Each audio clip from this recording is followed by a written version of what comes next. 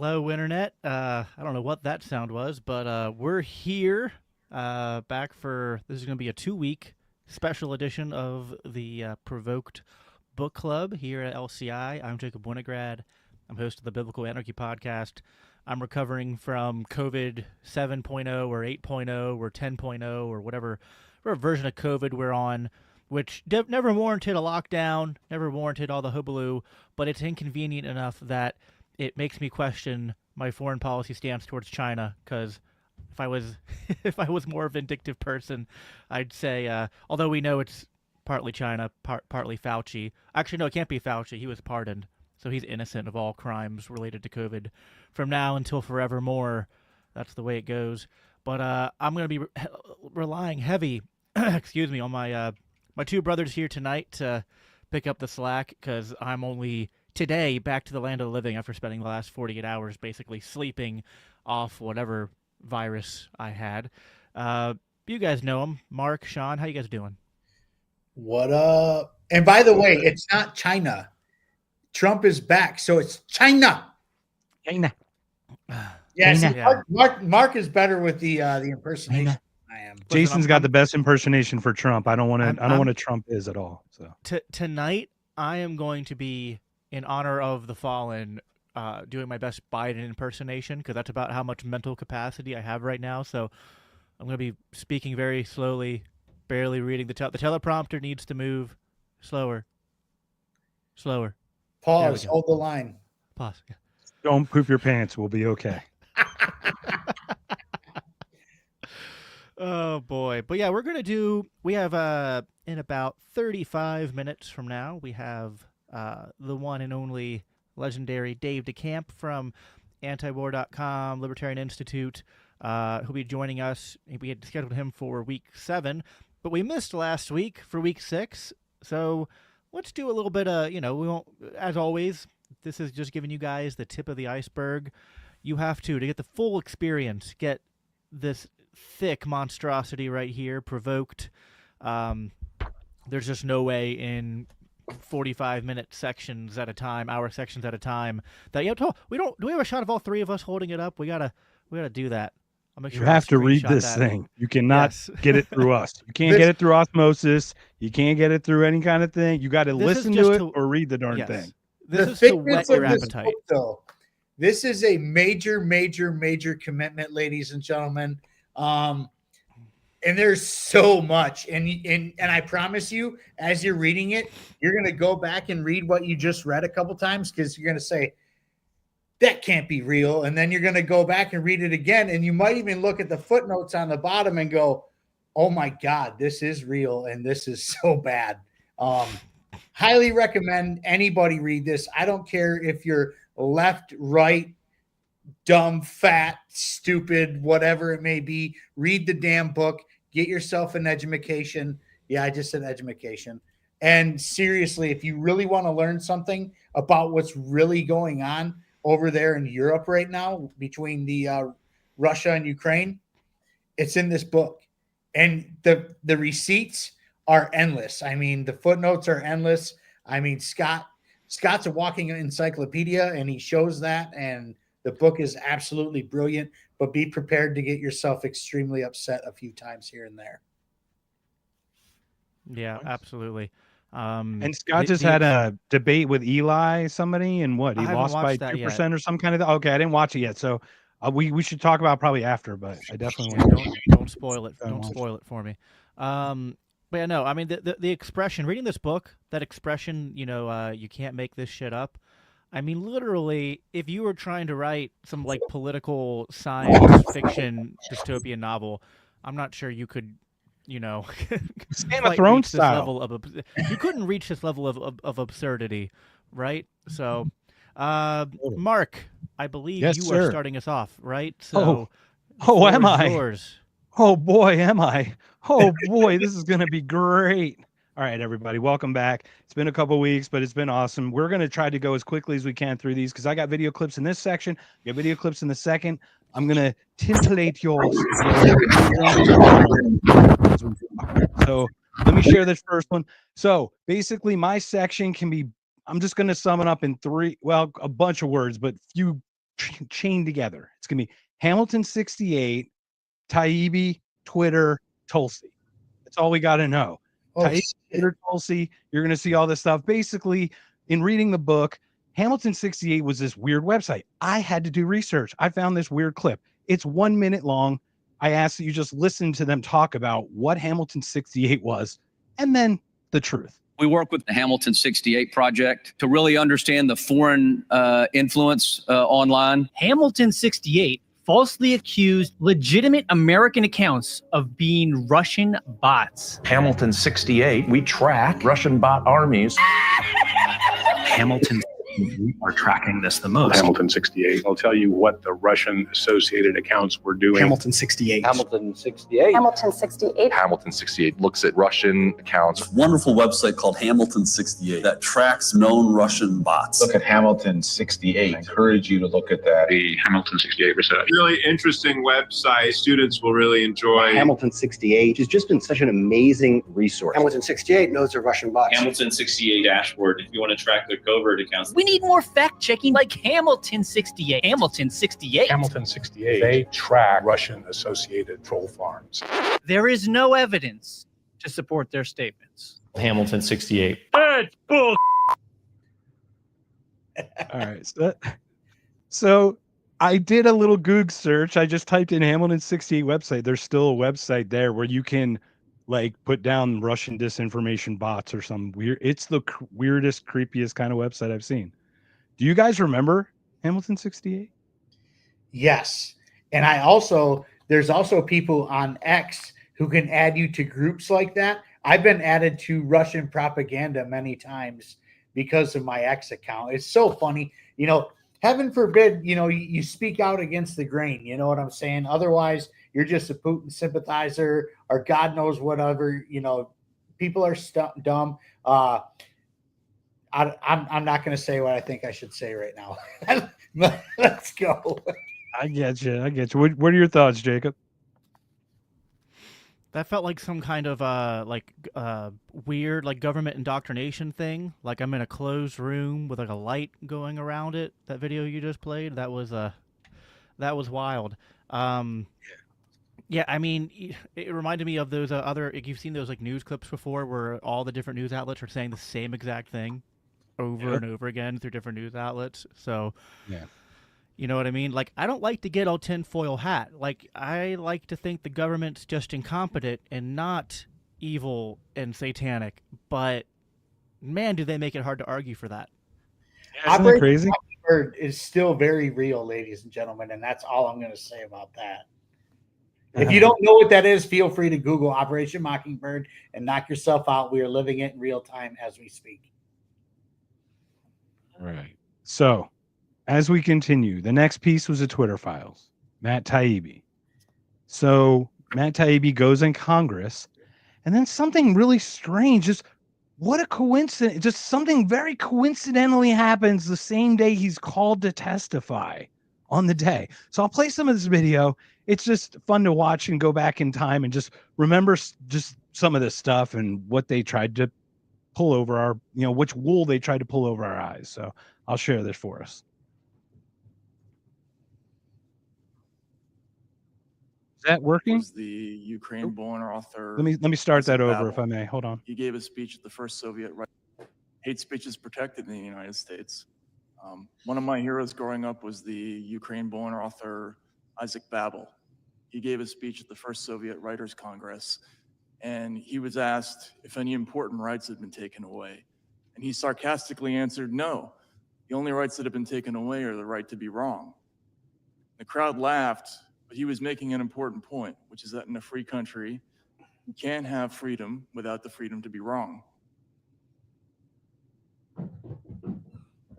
So far, no answers tonight from the IRS as to why agents confronted Twitter Files journalist Matt Taibbi at his New Jersey home. Ironically, it happened on the very same day he testified before the House Subcommittee on the weaponization of the federal government.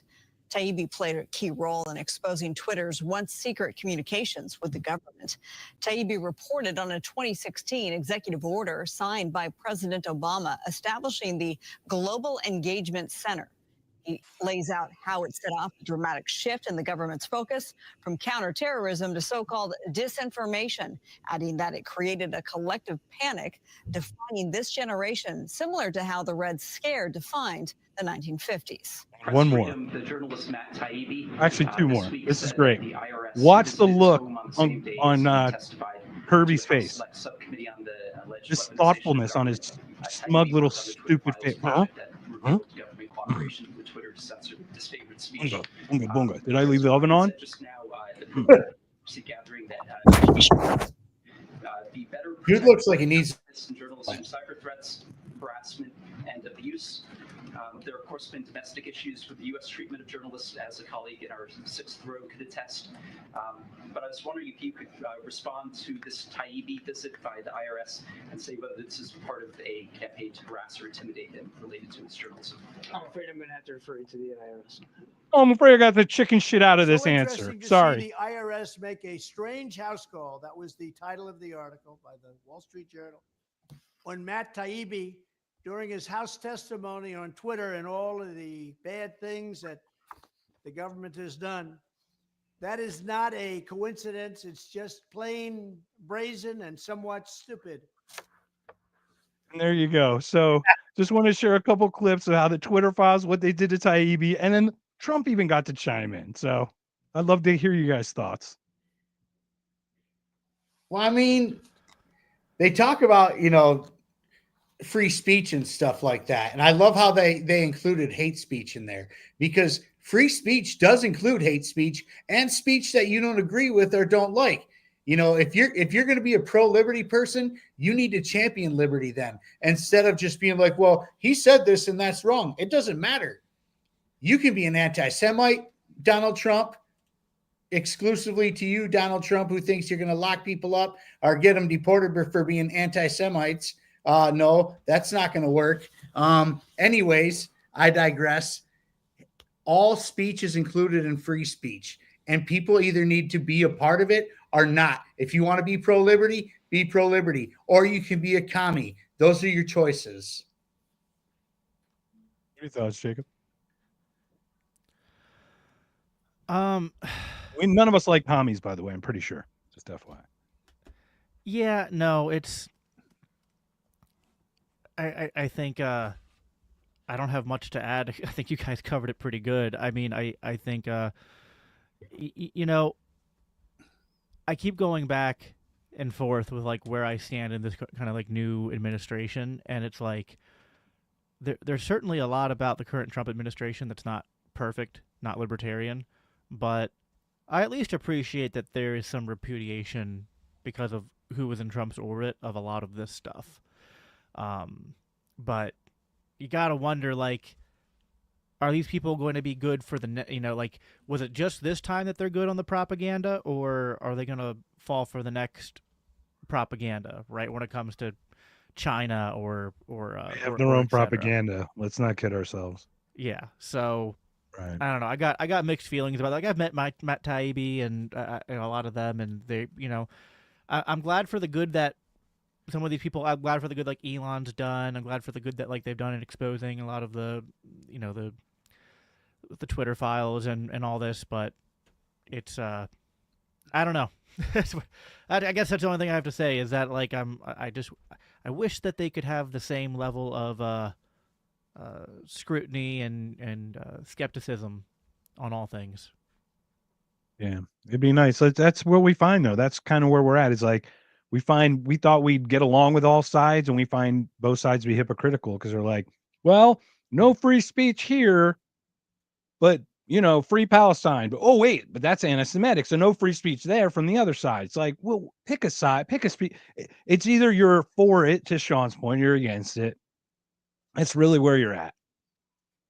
I mean, it's pretty simple. So.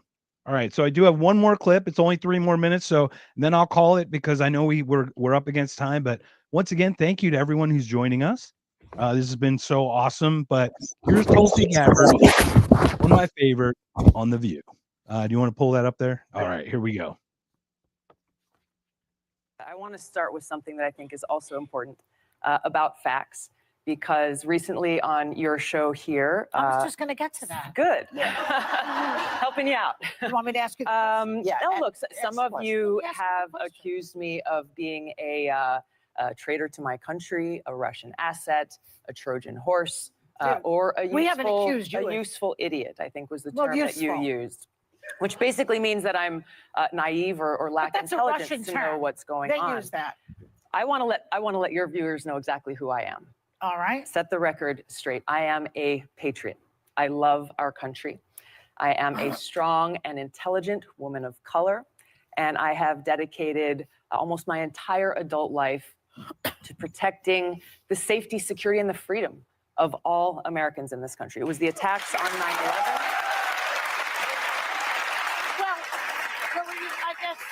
I guess we're getting a little bit far ahead of ourselves, but Franklin Graham finds you refreshing. He doesn't find me refreshing. Richard Spencer, the white nationalist leader, says he could vote for you. Joy, this is why you're on I'm Tucker here. Carlson at least 10 times. Why don't you go on Chris Wallace's show? This is why I'm here, because you and other people continue to spread these innuendos that have nothing to do with who I am. Well, Hillary that have Clinton nothing to started do it, with and then who you I shot am. back at her, boy. You called her the queen of warmongers. You doubled down, unfortunately, doubled down on the baseless accusations that she made that strikes at the core of who I am. I'm a soldier. Because of the attacks on 9/11, I enlisted in the military to go after and defeat and destroy the evil that visited us on that day. I've served now for over 16 years, deployed twice to the Middle East during the height of the war, where every single day I saw firsthand the terribly high human cost. It's why I ran for Congress. We actually have the clip of Hillary Clinton, just to put this in context of what we're talking about. Let's take a look at that. I'm not making any predictions, but I think they've got their eye on somebody who's currently in the Democratic primary and are grooming her to be the third party candidate.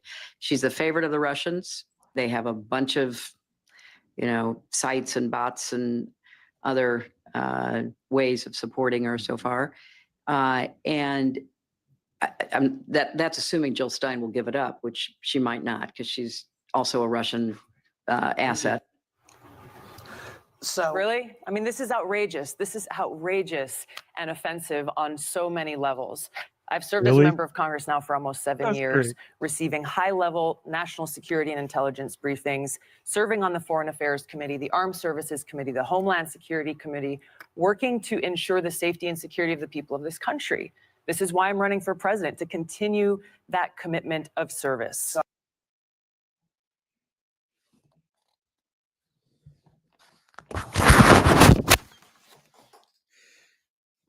Your mic's off, dog. Mark, you're muted. Thank you. So, see, once again, when you stop doing it for a couple of weeks, you forget all your clicks and doodads to do, your buttons to push. So we've got Tulsi Gabbard on The View. We got Hillary Smearinger, Joy Behar. They're all just piling up. She's like, look at who I am. And she's like, you've been on Tucker 10 times. Yeah, she's also on your show. Like, all right. Like, it's just so funny. And then Hillary, a Russian, and then the bots thing, like every talking point is just all the same. Just all these robots saying the same stuff. That's mainstream media for you. They have a couple talking points and that's it. And if you're going against what they're saying, you're some sort of asset of somebody else, or, a sympathizer of somebody else or whatever. It doesn't even matter. At this point, I don't care what legacy media says. Legacy media has died a horrible death. And to be quite frank, they're laying off like almost, well, not half, but between 30 and 40% of people from the Wall Street, the Wall Street Journal, New York Times, Washington Post, all stuff like that, TV station, CNN, Fox, all of them, they're all laying people off. People are losing their jobs. Why? Because everyone knows they're full of shit and reading propaganda fed to them either by the FBI, the CIA, the government, whatever it may be. And we all know those people lie. Nobody's going to believe somebody in government unless you're a complete moron. Go ahead, Jacob. I really feel for Kamala. And I think, what I said earlier, where again, this is tough. Like, I'm evaluating a lot of people in Trump's new orbit administration on two different criteria. The first criteria is, of course, my Christian libertarian criteria, and a lot of these people fall short. But the second criteria is just comparing them to the absolute worst of the scum that is the establishment in D.C. And when I look at Kamala Harris, despite there being a lot that I can criticize, I can kind of resonate. Like, I see myself in her in many ways because I was a former Democrat. I was anti-war. I was anti, deep state corporate collusion, and to see how she was treated, it reminds me of how I was treated, because I didn't I don't like the cliche sayings about I left the left or the left left me. Well, no, the left didn't leave me. The left chewed me and spit me out like old gum. And even though I did not want to vote for Hillary Clinton, I've said this many times, I was a Bernie Sanders guy. Obviously, he was treated very unfairly back in 2015 during those primaries. The irony of the Republican Party having more Democratic primaries than the Democrats themselves. But yeah, sorry, David. Yes, you're adding me to Hamilton 68 now. That's fair, right? Yeah, I mean, voting for Hillary, that's pretty bad on my track record. How long ago was this? This was over. It's almost 10 years ago now. I was a much younger person. I was responding to the peer pressure of everyone around me. They were like, doesn't matter how bad you think Hillary Clinton is, right? You have to keep Trump out. He's a Russian agent. Yeah, and then after that, what Tulsi went through is what a lot of people like me went through on the left, where it was no longer about it was no longer about our core principles of caring for middle America, of being anti-war, of being kind of anti-establishment. It became about wokeism. It became about Trump derangement syndrome. It became about Russia. They just completely lost the narrative. And I would credit Trump with that if I didn't think it was just incidental. I think Trump just by not this was not pre-planned, right? But he just managed, and it's the most amazing. He's done some good things. He's done a lot of bad things. He's done some good things. But the best thing he's ever done is troll the mainstream media into completely exposing and delegitimizing themselves. And bullied them into submission. Yes, there's no exactly. So and Donald Trump is the ultimate troll. When it comes to trolling, there is no one better. Not a single person. Trump wins that. I'll give credit where credit due. That guy can troll people, and he does it, and he is winning. And I'm not concerned about him. It's the force behind him that's pushing that other stuff. My issue, what was it? Hexeth goes and removes MSNBC, CNBC. We know how corrupt they are, but removing them from the Pentagon to replace them with different or with media they agree with, which is just as freaking corrupt, just to Jacob's point, propagandized from the other side, right? It's why? No, it's either all or nothing. Let them all in, let all the voices shout at each other, or kick them all out. Don't have this my media. You know what I mean? This my media stuff. That's the whole thing. That's what killed corporate media. It's such a win we're going now. Around it. It's such a win now that Trump is allowing podcasters and independent media to apply for the press White credentials. House? Yeah, for White House press credentials. That's such a again, it's such a mixed bag, but I want to celebrate the wins, man. It's certainly it. Action is good. We agree that certain things needed to be undone. We are just concerned about the overcorrection, right? The oversteer. But the inertia of the million miles per hour we were headed towards the cliff has at least been abrupted, and I'm happy about that. 100. So, sir, I hand it to you to take over from here, and I step away till our next section and when we see Dave. So thank you, gentlemen. So picking up where I guess kind of where we left off. So as much as it's funny because Putin's constantly, he's this evil boogeyman. He wants to remake the USSR and all that. And he's not pursuing peace. There's been so many times. I think we've already covered past instances. We're going to continue to cover them going forward, where Putin is seeking off ramps, seeking peace. My section began with a missed chance for peace, which was Putin proposing UN peacekeepers into the Donbass to stabilize the conflict and to actually advance and enforce the Minsk agreements, which we all know the Minsk agreements were just basically a ruse. Let's just call it for what they were.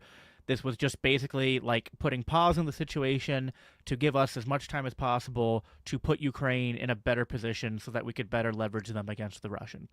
That's just what it was. Let's just call it for what it is.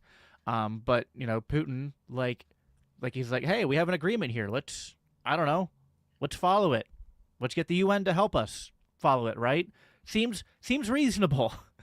But there was, of course, refusal from the US and the UK. Germany, of course, wanted to go forward with it, but no one else. And then, of course, we had talked about the so there was a shift in strategy. There was the I forget the actual name of the treaty, but there was the one treaty that Trump pulled out of. It was an arms control treaty, and so because Trump had pulled out of that, Putin had announced okay, well, now I have to basically I have to respond to that. So now there's a new nuclear weapons program, and this included hypersonic missiles, nuclear-powered cruise missiles, underwater nuclear drones, all designed to bypass U.S. defenses. And Putin, of course, is saying this is a deterrence measure, and he's continuing to warn. He's basically screaming at this point to stop expanding NATO, stop expanding their military alliance right up to their borders. So, and I have more to say on this stuff later in terms of the next section where Dave's coming in. But I don't know. Do you guys have anything you want to say to any of that? The refusal to enforce the Minsk deals and the Putin's response to pulling out of the treaties. Go ahead, Shawn. I think I need to wait until the next round for that, honestly. Well, what I love about is Merkel's admission in hindsight is the Minsk treaty was to help bolster the defenses of Ukraine, to help pour more weapons in, right? It was basically a stall tactic. So just watching the admission of that, the admission of Stoltenberg and all these guys all admitting, yeah, NATO was a red line. Yeah, we did it anyway. Yeah. We stalled. I mean, they're just openly admitting these huge flaws that we clearly see, which certainly compelled people to make certain other actions they may not have done. Are you responding to the comment? Yeah, I am responding. We're not gonna display that comment on our nice Christian stream here, but for those on the other channels, they can appreciate that. It's very true, you guys. Zach will be with us on Thursday, so tune in on Thursday for Zach. Is it offensive, right? I mean, is it offensive if it's true, right? I mean, that's the question one has to ask. I can keep that PG if you want. I could say it PG. I watched Zelensky play the piano. Zach Attack said Putin and Zelensky need to have sex. We already know they're both homosexuals. Yeah, it works. Something like that. Yeah. Which, Zach Attack, you're right. That's hilarious. Well, so something else from my section I think is funny. So we have ex-ISIS fighters finding a safe haven in Ukraine. So, that doesn't make sense to me because obviously, we remember that after 9/11 that Putin made the offer to George Bush to, hey, let's fight the war on terror together. And then, of course, then they combined forces and took out all the Mujahideen and Bin Ladenites in the regions, right? Sure. There's no Al-Qaeda that's running Syria right now. It was dancing in the streets when 9/11 happened. Yeah, there's none of that guy. None of that. Well, wait, you mean... Wait, ISIS is still a thing? I thought I thought we combined forces with the West and the East to take. And which one's backing? Is it the Pentagon backing them, and the CIA is backing Al Qaeda, or is it the other way? I keep switching which 3-letter, which douchebags are backing which douchebags. They go together like peas and carrots. Obviously, I'm being coy. I mean, it's again, sometimes these sections are hard to talk about because I just we're beating a dead horse, and it's like, oh yeah, okay, yeah, and the Bin Ladenites that we funded and supported while we were fighting the Bin Ladenites, hundreds of miles in the other direction. The Bin Ladenites when they can fight Russia is good, and Bin Ladenites when they're closer to Israel is bad, right? I'm sure there's no connection there. I'm sure our Israel being our most important ally and Russia being literally the devil in the neocon foreign policy manual has nothing to do with impacting our very inconsistent policy with how we handle Islamic extremists. And nothing to do with Trump taking over $230 million from AIPAC. I'm sure nothing at all. Whoa, that's uncalled for. That's anti that is some violent anti-Semitism you just spewed there, Shawn. How dare you have a problem with a foreign nation political action committee spending billions of dollars on American politicians? I mean, hey, they only fund 90% of our government, but hey, I digress. I mean, I guess I'm just an anti-Semitical Irish bastard for, pointing out the obvious that some foreign nation has control over our country, and it didn't matter whether Trump or Harris won. But once again, I digress. It also makes us anti-Semitic if we oppose Nazis, apparently, right? Because in my section, we continued to hear from figures like the Azov Battalion and Andrew Belitsky and others who basically told Zelensky, screw you, we're not capitulating, blocked any efforts by Zelensky to pursue peace, which was kind of what he was elected for in the first place. And then, of course, we have... Wait, who remember? Hold on. Those are Nazis that helped kick out Yevchenko back in the day with C-14 and the right faction. Like, this is the same players, just like the Al Qaeda guys from 95, guys, 93, 91. Like, think about how far. I mean, they were obviously built up by us in the 80s, right, with Afghanistan, because they were fighting the Russians then, or at least the Soviet Union. And then we globalize it in the early to mid 90s.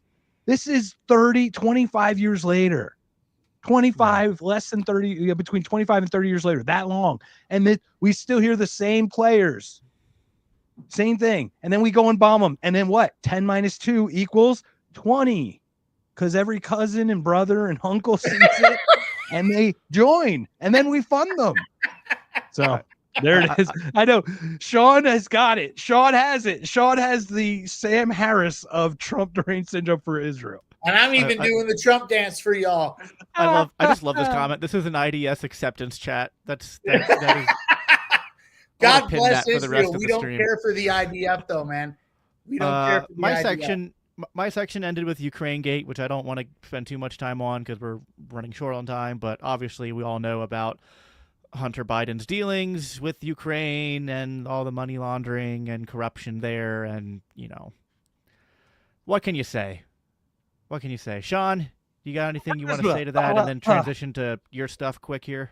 I think we should just transition because we all know what the laptop is. We all know why he got pardoned. We all know why Fauci got pardoned. We all know why we're doing this today. Listen, Biden is just a staunch Second Amendment advocate, right? I mean, he just couldn't stand for Hunter, his son, being convicted for, unjust, unconstitutional gun laws, right? Going back to 2014, I know. How ironic. Isn't it ironic, don't you think? What happened in 2014, guys? Wait. In the chat. Hey, chat. What happened in 2014? I want to hear it from you guys. We don't want to tell you. What happened in 2014? Come on, chat. Come on. Oh, come on, guys. You guys are being gay. You're not answering right now. Come on. Fine, I'll answer for you then because you suck at this point. Coup in Ukraine. The coup in Ukraine. Yes, I am for And there we go. And who did the coup? Who did the coup? I am. That was a who I am. grassroots democratic Who revolution. did it?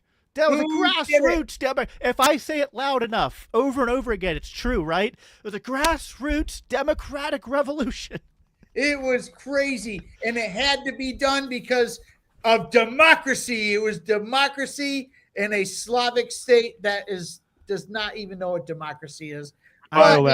Listen, I need to get that quote from Star Wars Episode 2 or 3 where Palpatine goes, "I love democracy," and just play that like nonstop during these conversations because it's just so ironic.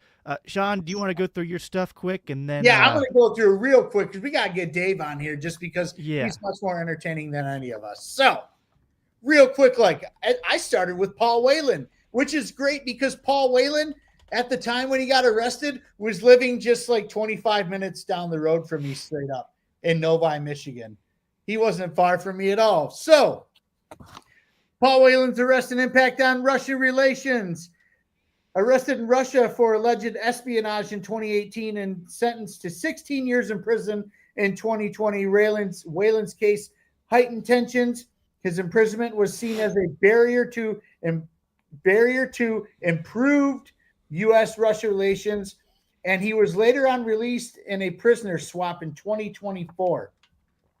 Craziness. Here in Michigan, there was people in the streets like trying to protest it. It was wild, man. It was a different time. You know what I'm saying? Just because, like, wow, somebody got arrested for espionage in Russia from Michigan.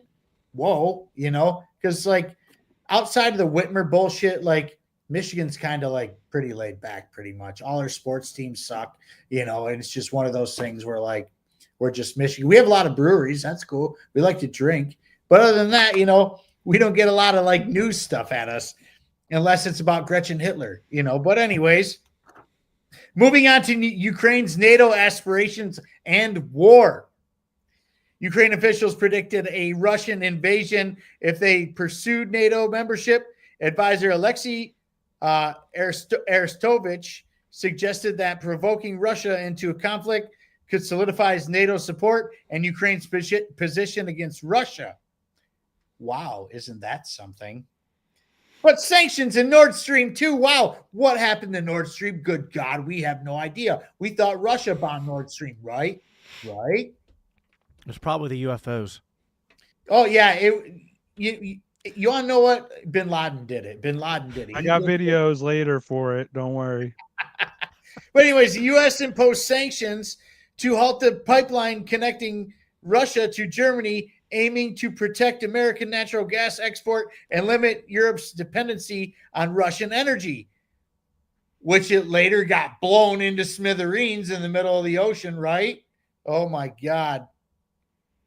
End of key arms treaties. The U.S. withdraw from treaties like INF and Open Skies under Trump, and Biden marked significant setbacks in arms control, increasing mistrust between Russia and NATO. Gee, a mistrust between Russia and NATO. No shit, man. I wonder why. Cultural and religious divides in Ukraine. Oh, man, this has been going on for a very long time, obviously, because there are some Christians over there. There's some Nazis over there, and there's some straight up Satanists over there, and they are trying to all live together in perfect harmony. Aren't they? Aren't they? Like the Bradys. Russia. Anyways, language laws and the split of the Orthodox Church deepen divisions within Ukraine, particularly between pro-Western and pro-Russian factions. Go figure. And I need to stop here real quick and say something. I don't know. I don't think he is a Christian. But I'll tell you what. Vladimir Putin portrays himself more Christian than most politicians in Washington, D.C. Ooh. I just said that out loud, and I'll say it again. Hey, whoever wants to put me on your next pro-Russian propaganda site, knock yourselves out. Oh, are you going to get on that? You're going to get on that list that I know Kyle Anzalone is on it. I forget. I think some others from the Institute are on it. That list where like it's like that weird 3D chart of like enemies of Ukraine. Ukrainian kill list? Because there's a Ukrainian kill list that like Jimmy Dore's on, for goodness sakes. Nice. I mean, if somebody wants to try to kill me, please. I don't know if our other guest for tonight, which I'll bring up now, Mr. Dave DeCamp, legendary contributor to antiwar.com and Libertarian Institute. Are you on the Ukrainian kill list, Dave, or are you still? Well, there's a few different lists. I'm not on the kill list, but we were mentioned on one of the. I forget even who put the list together, but one of the Russian propagandist lists or whatever. They've made a lot of lists. If you're not on the list, you're not working hard enough. So yeah, it gives you something to push towards. I watch a lot of wrestling and Chris Jericho. They're a couple seasons behind. List. Thanks for joining us, Dave. We're finished. We missed last week, so we got on early, and we're finishing up week 6. I wanted to just bring you up because that was a good transition point. Shawn, do you have any closing thoughts there for? I have a few more notes, but really we can maybe skip them possibly. I mean, but there are a few more if you want to keep going. Pick the juiciest one. How about that? Just pick the juiciest one to close out on. Like I said, we can't cover everything, folks. You got to read the book. They're all pretty damn juicy, but we'll go into geopolitical consequences of Belarus slipper revolution. Just because.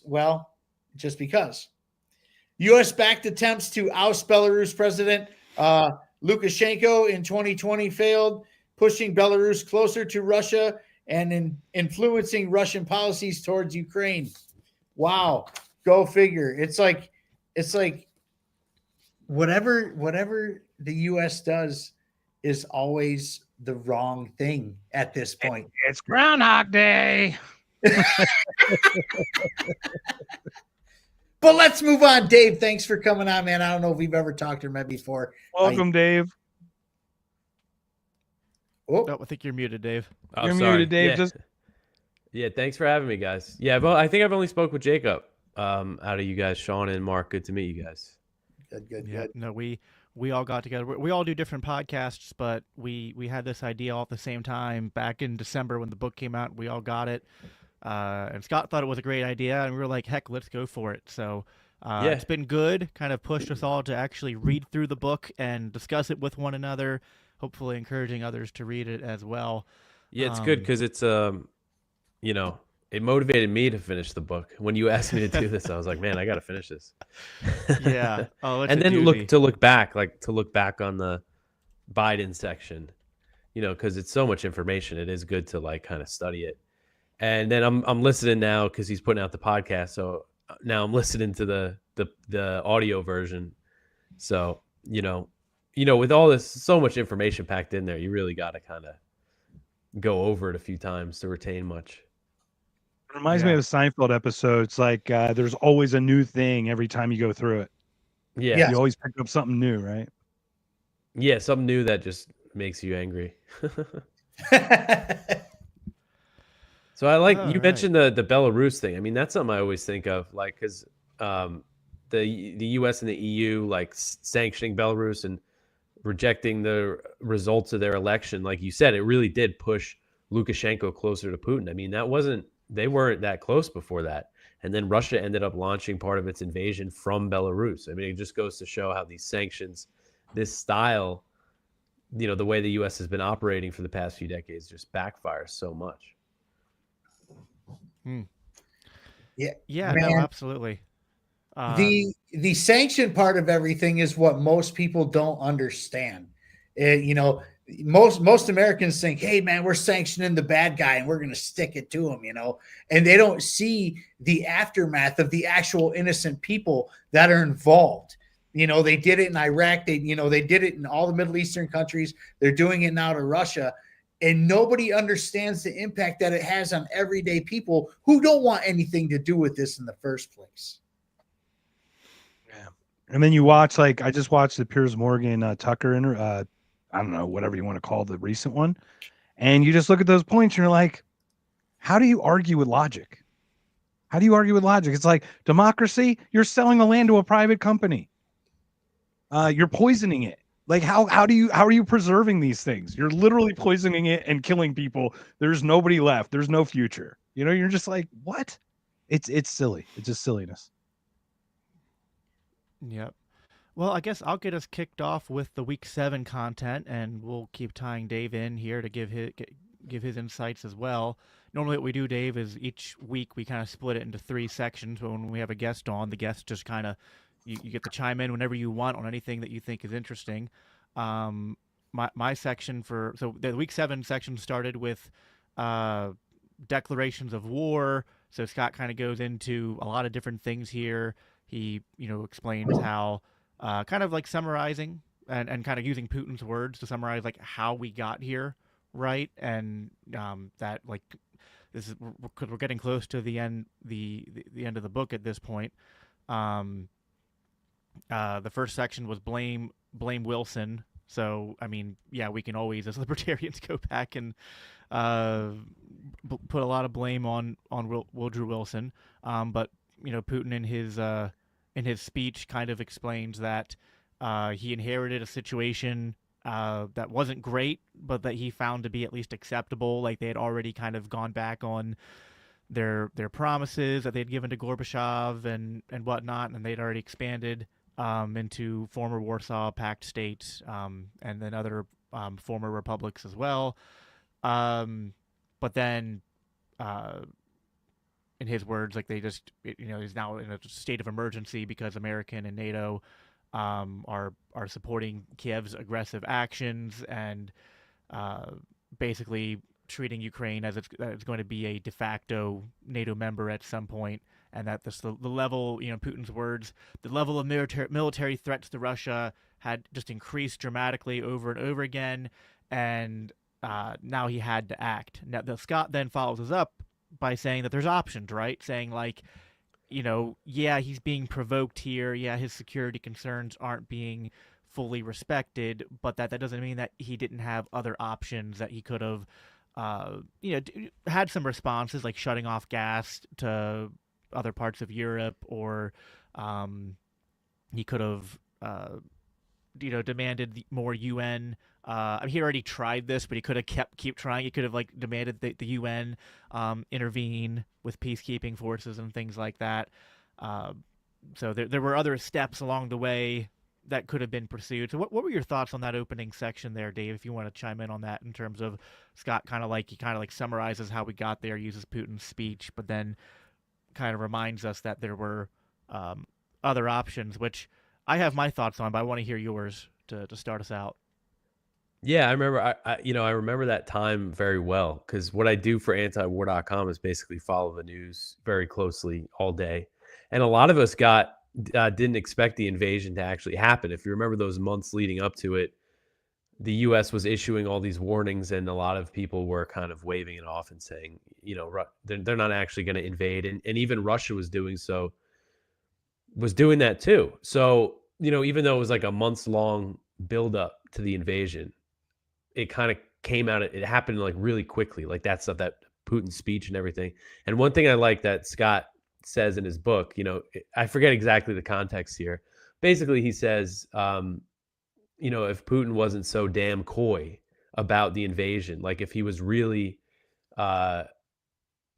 making it clear to everybody that he was planning to invade, then maybe other people on the other side in Europe, because Germany wanted to, seem like at least at the time that they wanted to avoid this, could have put some other offers or put pressure on Ukraine or something. But at the same time, I mean, it was very clear, and we really learned after the fact that the Biden administration just did not have any interest in negotiating with Russia's main thing that they wanted, which was Ukrainian neutrality and a guarantee that Ukraine wouldn't join NATO.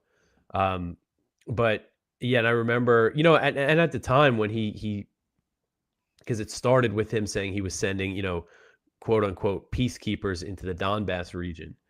And that's another option I think, Putin could have gone with instead of launching the actual invasion of Ukraine, was to actually just send troops into the areas of the Donbass that were controlled by these, self-declared republics of Donetsk and Luhansk. Because before that, he never did that.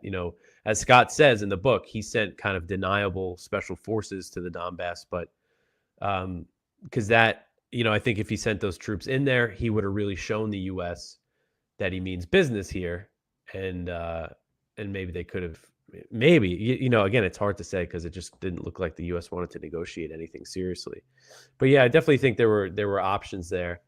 And again, when I remember this time, I just remember how kind of quickly it happened, because at one point Russia said they were pulling troops back, and then just like a couple days later they went in, and it all just happened so quick.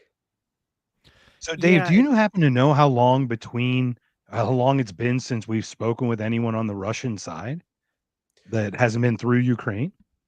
Well, there's been contacts at like a lower level, like between the U.S. and Russia, probably at the embassy level.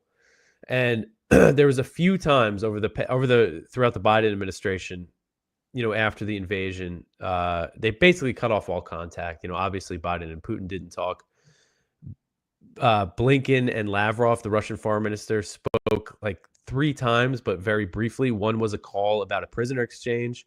Another time was like 5 minutes on the side of a G20 summit. And then another time was another call about a prisoner exchange.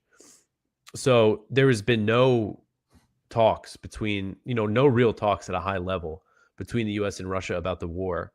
There was another time when Jake Sullivan, this was in the fall, was it 2022, the fall of 2022? If you remember, you know, I know it's in the book, when Biden said that, you know, the world was facing the greatest risk of nuclear Armageddon than like at any time since the Cuban Missile Crisis. Well, around that time, they thought there was a good chance of Russia using a nuke. And this was revealed recently by Bob Woodward's new book. With Bob Woodward, you never know. I mean, he embellishes a lot, I think. But there's a lot of evidence. You got to be careful with his ties with the CIA and how he got his information about. Yeah. When you get that much access, you're definitely compromised to some level. But this aligned with what was happening at the time. Because I remember, again, just from following this, reading these reports about Jake Sullivan got on the phone with Putin's national security advisor, because there was apparently they thought there was a real risk of Russia using a nuke. The fact that they really thought that, and that, because I remember when Biden said there was the risk of nuclear Armageddon, in a way I was like, okay, well, maybe this means he's going to, you know, back down a bit here. But no, they just continued with everything. You know, they got on the phone with the Russians at one point and said, you know, hey, don't use a nuke or else. But that was it. They just continued this thing. Well, it's funny, like, so, you know, there's figures that Scott describes, like John Mearsheimer, George Kennan, who, you know, had been predicting that all these actions by the West, by Europe, NATO, America, would provoke Russia into an aggressive response. These were, of course, ignored. And it occurs to me that the critics of this who say that, like, it wasn't provoked, and we all agree that it wasn't necessarily justified because there were other options, but there's something about that like I have a hard time parsing out in real time sometimes, because I don't want to allow people to kind of have their cake and eat it too, because I kind of go like, well, hold on. If you're like a libertarian like me, you know, an ANCAP Christian, then you can probably say that, and I would agree with where you're coming from. But for a lot of people, it feels like what they're doing is, you know, rules for me but not for thee, and it's like, well, yeah, by like an actual consistent ethical standard, yes, what Russia did was not justified. By sort of like, what's the word I'm looking for here? Precedent set by what America and NATO and what Western militaries have done, right? They have done more for less than what Russia is responding to, you know, based on what I knew beforehand, and even more so after reading this book. So it kind of feels like, well, you know, like you didn't have all these experts saying like, oh, you're going to provoke Russia into an attack and it's going to be, you know, evil and unjustified, right? Like, so like not everyone who's talking about this is applying like an actual anti-war, you know, kind of libertarian first principles analysis. And so that's kind of where it gets tricky, right? Because it's like, I don't want to give cover for Russia, but I don't want to, like, in my condemnation of Putin's invasion, forget to point out that, like, you know, compared to what's like before you hopped on, I don't know if you were here for this yet, Dave, but like Shawn made a comment, like a provocative one, saying that Putin, for all his flaws, sometimes presents himself and carries himself more as a Christian leader than a lot of Western leaders. And I don't know, like, that might be an embellishment, but there's a kernel of truth to that, I think. So I'd like to hear your thoughts on that.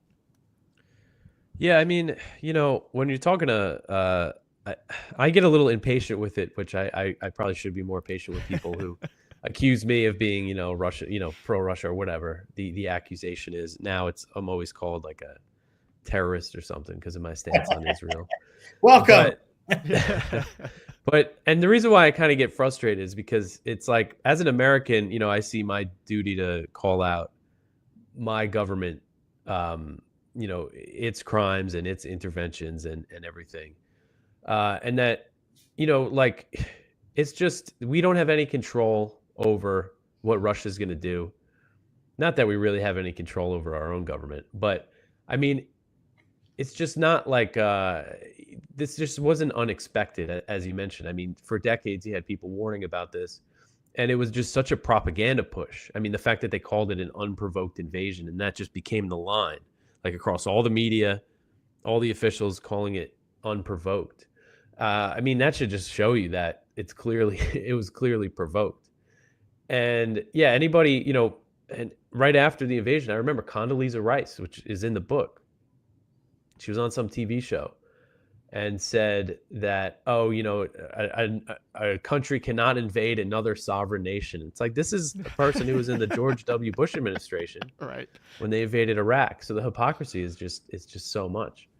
That's funny you brought It's beautiful with like Jon Stewart's interviewing. He does the Wuhan thing, the Wuhan slip up, and then he goes dark for like 6 months while they put him in re-education. Then he comes out, puts a medal on an Azov battalion member, and then does a complete tongue bathing of Condoleezza and Hillary in that little giggle fest where they're like literally holding hands and playing hopscotch almost. It is like disgusting the way they just got along in their like 180 degree sine cosine evil just merged into this big glob of evil. It was Well, let's not forget that Condoleezza Rice wanted to shut down any type of peace talks with Russia during the HW era. That's in the book too. She wanted nothing to do with trying to make friends with Russia whatsoever. She tried to shut that down immediately. That woman is evil, like evil. Yeah, no, it's so we're all agreed. There's a major hypocrisy. And don't forget, now she's in charge of the football playoff championship selection. Wait, what? How evil? It's awful.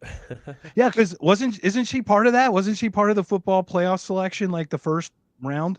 Condoleezza Rice was chosen because she was like, her dad was like at Stanford and she was at Stanford and something. She was like part of that first. Remember the playoff championship, college football playoff, the 4-team. I don't. She picked one. She was one of the selection committee. So yeah, it's like, but yeah, they've all been rehabilitated. Just fails upward. The Bush administration people, they're all just totally rehabilitated, and doesn't matter what they did only 20 years ago. Yeah, and that's like, it's so like, as a Christian, sure, people can redeem themselves, but like there needs to be kind of like, there needs to be some kind of proof of like, hey, this is like, you've changed your views, not that you're just saying things that are now politically expedient. Like I'm sure we all heard. You need to repent of what you did. Yeah, did you hear the comments Rubio made the other day about like, basically saying like, oh, like, America can't be the police force going around the world and doing all this. It's like, what do you mean? Like, except for Israel. You were championing all this stuff for like as long as I can remember, and now suddenly you're part of Trump's administration and you're gonna try to sell a different game, like. Yeah, and then especially like, and okay, sure, does that apply to America's greatest ally, or is there a special exception there? So it kind of falls on deaf ears. And then, so like Scott then goes through and kind of summarizes the initial invasion and how America shared intelligence, how that helped kind of thwart the Russian attack. And you'd think like, okay, at this point, like if we had, reasonable, well-concerned, thoughtful leaders, they'd go, wow, we weren't expecting this. We better see what we can do to de-escalate things. But then instead of that, so there's this section in the book called The Afghan Model, and it basically says like, well, hey, we've been fighting proxy wars with Russia forever anyway, but since the 90s, we've been funding various Mujahideen and Bin Laden Knights to basically be fighting against Russia and draining their resources, and now we have a chance to do that on a larger scale with Ukraine and turn it into a quagmire for Russia. Never mind those pesky Ukrainian lives are going to be lost in the process. So what? That's one of what I think is like a really scandalous part of this is that those reports that Scott's talking about it. And everything that the Biden administration was saying, what the U.S. was saying, was that they thought Russia was going to roll right in and be able to just, take over Kiev. And essentially, they were ready to back an insurgency in Ukraine. And even then, they weren't ready to really honestly negotiate with Russia. That they were willing to kind of accept that, like a total Russian takeover of this areas of eastern Ukraine, and then backing some sort of, again, Mujahideen style insurgency against the Russians. And then Russia did do better than expected in the face of the initial invasion. And then what I think should probably be the biggest scandal of the Biden administration was the fact that they blocked they discouraged and essentially blocked the peace talks that were happening in the early part of the war. There's a guy, I'm blanking on his name. I know he's in the book. I'm not sure if this is in the book. He was an aide to Zelensky, kind of a close advisor to Zelensky. They fired him at one point because he said a Ukrainian air defense missile hit a building instead of a Russian missile. It's like, I want to say Arestovich, something like that. But he said about, I think this was last year, that basically after the initial invasion, Ukraine could have declared victory and said, we stopped the invasion. Now we could sign this deal. Russia would withdraw. And, Ukrainian neutrality was the real demand, and everything else was kind of just dressing. They did want some, Ukraine's military to be limited in some ways, but essentially he's saying that they should have just declared that should have been it. They should have declared victory, and the country would be in much better off. And that's very obvious now over 2 years later. And the war's it's almost 3 years. It's coming up this month. And just so many people dead, and they're going to lose all this territory now that they wouldn't have lost if they signed the deal then. So that really is like one of the most shameful things about the Biden administration and Antony Blinken and Joe Biden. And Scott lays it out, like all the evidence really well in the book. All the different, every single side, anybody who was even remotely involved in the negotiations saying, yeah, there was a deal on the table. The U.S. and some NATO members didn't want it to happen. Boris Johnson tore it up allegedly, and that's the interesting thing too. Is we've got we're talking about a nation are its people. The people make the nation, right? No Ukrainian fathers mean no Ukrainian babies. It doesn't work that way. You need Ukrainian mothers and Ukrainian fathers to make Ukrainian babies. And watching the Piers Morgan thing, what is it? In a 6-week span, 100,000 dead on, the total between the two sides in this quagmire of a stalemate, World War I like trenchy kind of thing right now, where it's just strafe warfare. It's like, what's going on here? They're not going to be alive anymore to make a nation anymore. It's like, that's what we've sent them to do. We've sent them to their power. Has been pushing them to lower the conscription age, because Ukraine actually, the way that their conscription 26. laws work, they make it a little older.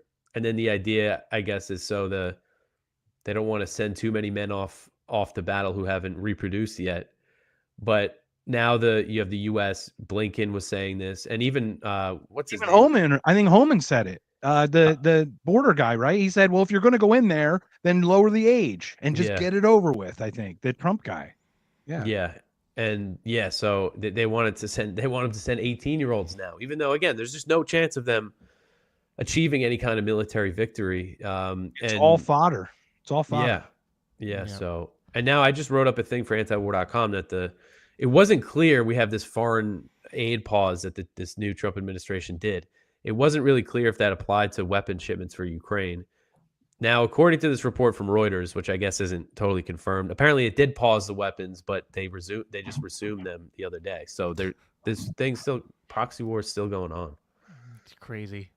Yeah, and Trump needs held to account. This whole I'm going to end it on day one. It's like, big talk.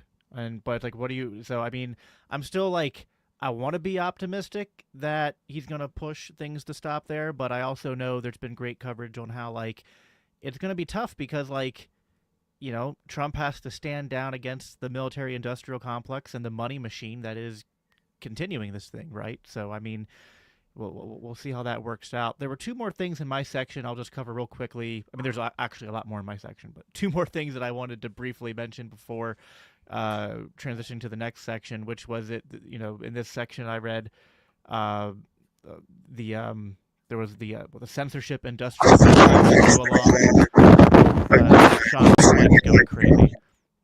I like going crazy. Yeah, I was doing that earlier. So there's the censorship industrial complex. So it's a parallel to the military industrial complex. And we've all seen it, right? Twitter, Facebook, YouTube, you know, basically, you know, heavily censoring anyone who is repeating Russian disinformation, right? Google played a hand in this as well. And then we also have the, where is it here? The claim of chemical weapons, which is basically just like, you know, like once you've been in the anti-war libertarian space long enough, kind of like when in like the Matrix movies where they're like you begin to see the code, right?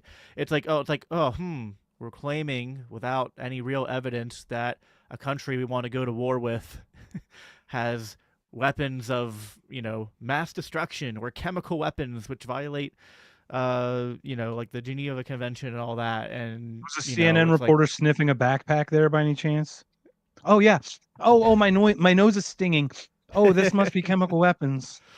Yeah. So I mean, it's just like, and we've talked about this before in other episodes, but like, if you don't pay attention to this stuff, then you can fall for it more easily. But like, if you pay attention to it, which I recommend, you know, Dave is a great person to read his daily reporting, you begin to see a pattern to things where it's like, you know, it's like they use the same playbook and they call the same plays, but like, it's kind of like in football when, you know, over time, the same plays are called, but they give them different like code names. And that's all that's happening here, right? Same play, just drawn up in different situations, and, you know, they give it a new coat of paint. So that's all for my section. So Dave, you can, anything you want to say there, and then I think Shawn is after me. So yeah, I was just the censorship industrial complex thing is interesting. You know, just again, kind of the way you saw the narrative was controlled about this when this invasion happened. Like, you know, obviously things have eased, you know, it's kind of eased up since then. But I just remember in those like first months after the invasion, you know, really the first year, like there was this kind of tight control from YouTube and everything on this narrative about, you know, what happened with this invasion and just, you know, all this stuff labeled pro-Russia. You know, we saw this from the Biden administration itself, putting out all these things about certain media outlets. You know, that really was kind of a new thing with this war. Yeah, absolutely. What's interesting too, yeah, and watching, like, remember when they had the initial convoy, that like 90-mile convoy line of Russian tanks and whatever? To me, if I were to wind it back, it seemed like they were waiting. They weren't stuck. They were just waiting. Putin was showing. I think what's interesting, what Shawn talks about, the Christian thing, I think it's called discipline, restraint. Like, he shows discipline of like what a Christian person has, and restraint, because they're on his doorstep pretty much. Now he invaded 100%. It was an illegal invasion of a foreign, whatever, sovereign nation. All that aside, like, it's crazy how we just sit there. We're like, oh, he can't even have enough gas to make their convoy go. Remember how like they were just poking the bear even up to the invasion while he was patiently waiting, possibly for a diplomatic solution, would it seem like. Well, that is the criticism of Putin domestically, is that he waited too long to invade. And, you know, about that, because I mentioned, you know, Ukraine was able to stop Russia, and they certainly put up a much better fight than people thought they were going to. But it also, you know, Russia sent in 200,000 troops. They didn't really send in a force to really conquer the place. And, you know, if you notice the timing of the withdrawal, they withdrew from the north during the negotiations in Istanbul when there was like a real chance of a deal on the table. So it did seem like that was the whole purpose, was leverage for negotiations. But again, that was sabotaged. Yep, absolutely. That, like, my section literally ended with what, nay, no, Ned. Oh, Shawn, every time you move, you're like bumping something, and then it goes. I think it's on when I put my papers, or it's okay, guys. So I have a 100-pound pit bull, and I have a puppy who's probably like 20 pounds, who thinks she's 100 pounds, and they're literally wrestling over my head right now. Like literally, like I'm in my basement doing this.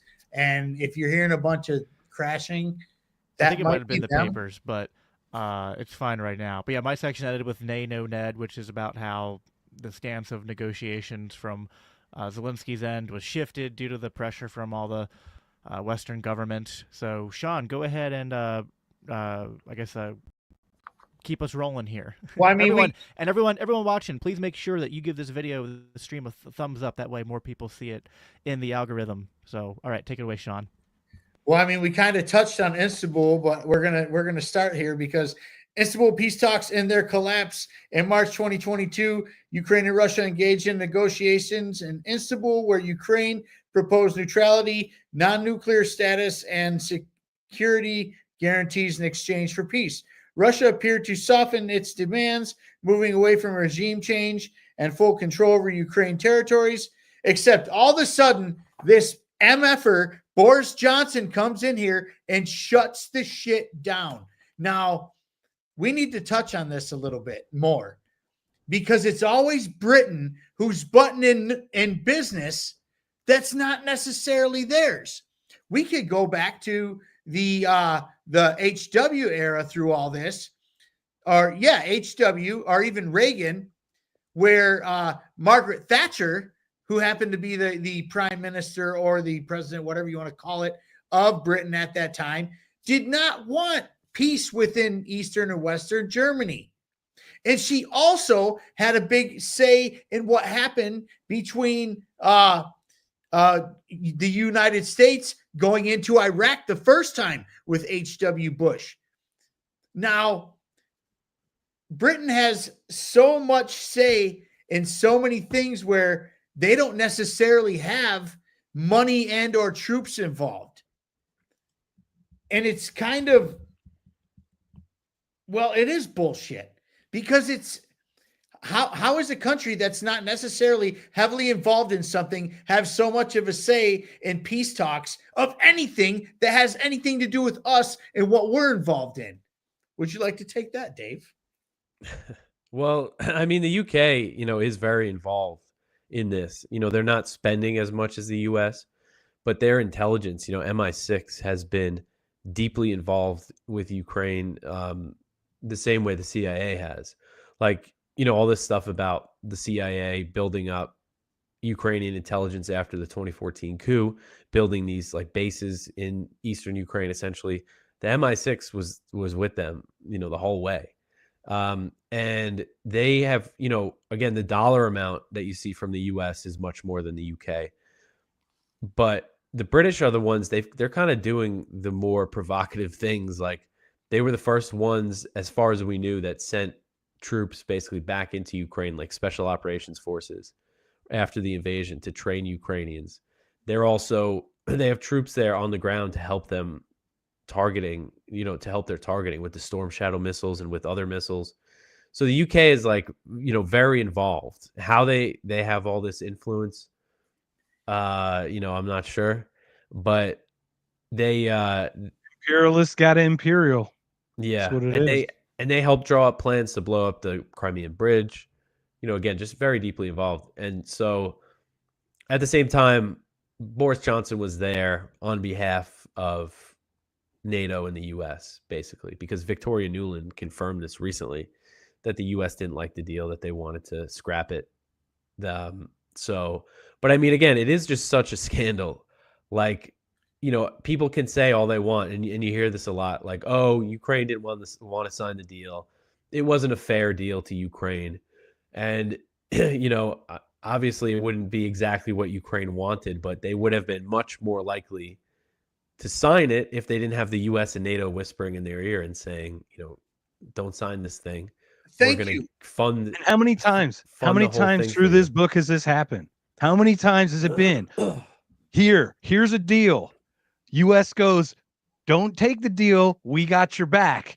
They fight, thousands, hundreds, thousands, whatever die, millions, trillions spent, and then the deal's like 1% in their favor at the end, like it was worth the 1% extra that they got out of all of that.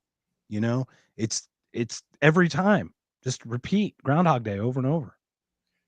But the whole fact of the matter is that how in the hell does Boris Johnson even just get to be the one that just axes an entire deal? An entire deal like this could have been ended in 2022. Shortly after the war started, it could have been ended very easily. Putin was ready to deal, but they weren't having it.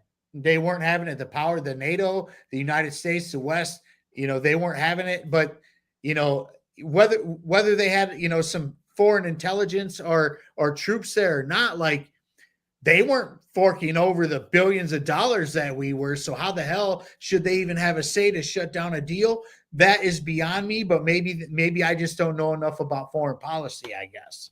I might have some learning to do still. Well, I'd argue that it's definitely the Five Eyes, right? Which is UK, US, New Zealand, Australia, and is it Israel 5 or is that six? The sixth one?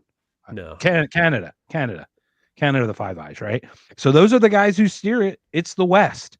So the West is kind of in it together. Like they do not see Russia. They either do not see Russia as the West, or the military industrial complex continues to use them as a punching bag to make more money. It's a little bit of that, right? Probably a little both, to be quite honest.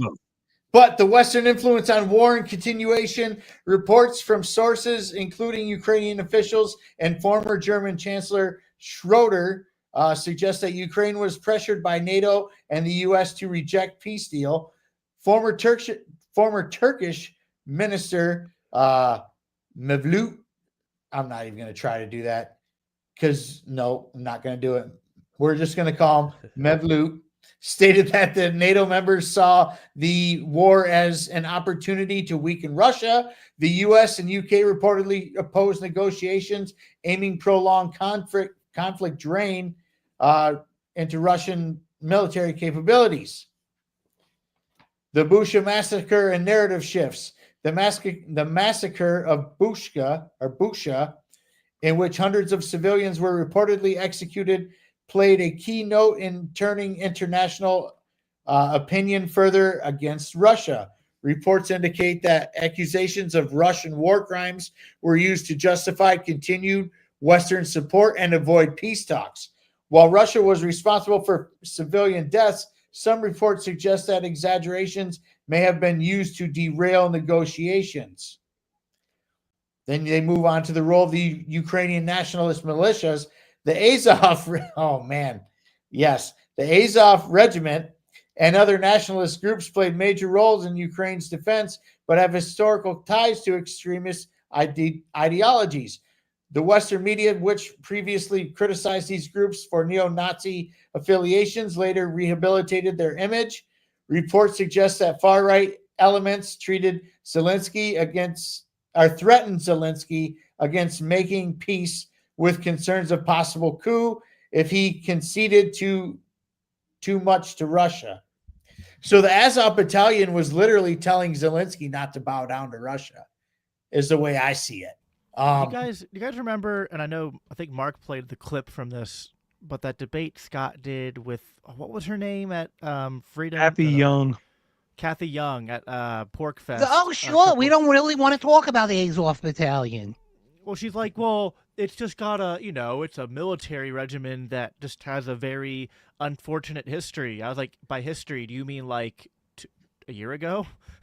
Like what?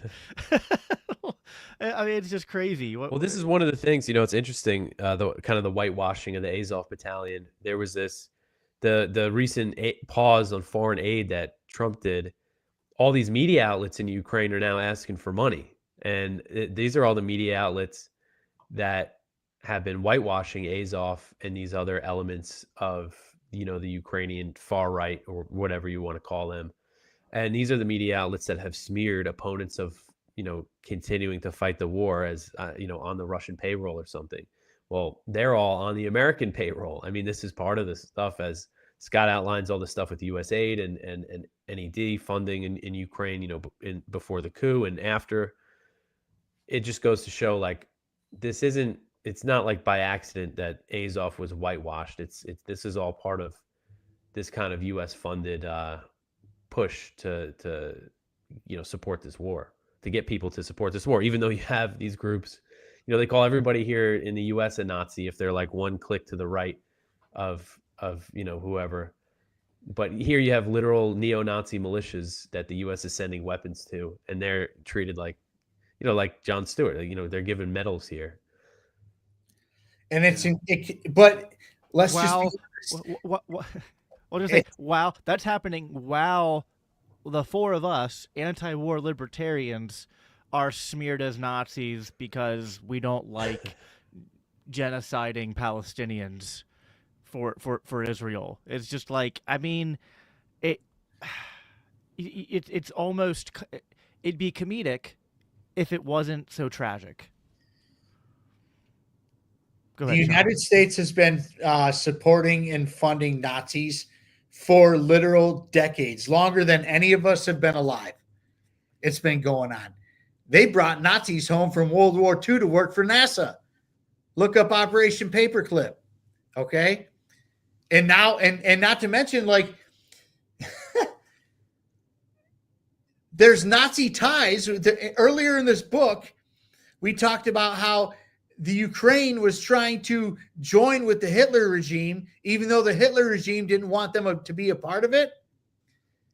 Yeah, they were off-white. They were off-white, Aaron. Well, what I'm They were saying is eggshell, that remember? the Ukrainian country has always had ties to neo-Nazis, and now we're supporting them again through this proxy war, whatever you want to call it. We know there's boots on the ground there. They lied to us about that. Tucker pointed that out a year or two ago on his show, right when he first broke out. You know, when he left Fox and he started one of his new shows, he had a whistleblower on there or whatever, talking about how we do have boots on the ground there, which makes complete sense, because how the hell are you going to send a bunch of brand new weapons over there that these clowns don't know how to use? Somebody's got to train them. So we obviously have people there, but hey, whatever. I mean, I'm just a Putin sympathizer, I guess, whatever. But there's more to this, but the one last thing I would like to touch on this, just because of time, is the U.S. role in shaping the conflict. The U.S. administration discouraged negotiation, portraying Putin as a war criminal and pushing for Ukraine's continued resistance. Biden's rhetoric and policy choices aimed at isolating Russia rather than seeking a diplomatic resolution. Reports indicate that Western officials recognize Ukraine's limited chances of outright victory, but continued supporting the war to weaken Russia. So they know that Ukraine had no chance in hell to do this, and yet continued to send your money, my money, and everybody's money listening to this show right now or watching over there.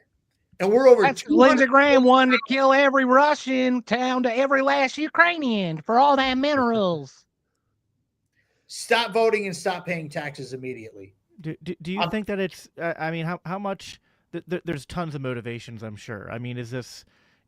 Can we really boil it down to one primary motivation, Dave, or is it like it all? I mean, there's I guess like minerals in Ukraine, but then there's also like I guess it's icing on the cake, but you know, I tend to view the people responsible for this as, you know, like literally either demonic or influenced by demonic forces. And I think that even if there weren't minerals in Ukraine, I think that just being drunk on their own power and, you know, thinking that they can sort of control the world and, you know, move pieces around like chess pieces and whatnot. Like, I think that's all the motivation they need. But I'm curious what you think in terms of reading the motivations of why this war has continued so far and why they haven't pursued off ramps in peace. Yeah, I mean, I think there's a few motivations. I think some of the people in the Biden administration that were really, a key part of all this, like Victoria Nuland, Jake Sullivan, these types of people, like they really do want to dominate the world, and they hate Russia, and they hate the fact that they don't want Russia to have any influence outside of its borders. They want it to be just a completely neutered state that can't influence any other country. They want Russia to be surrounded. What Nuland types ultimately want is regime change. They want Putin out of there. But of course, if that happens, he would be replaced with somebody much more aggressive, I think. What? Yeah, I mean, American regime change always goes so well, right? Yeah, that's right. Yeah. So that's one motivation. And then, others are, I think, just the fact that there's a lot of money to be made.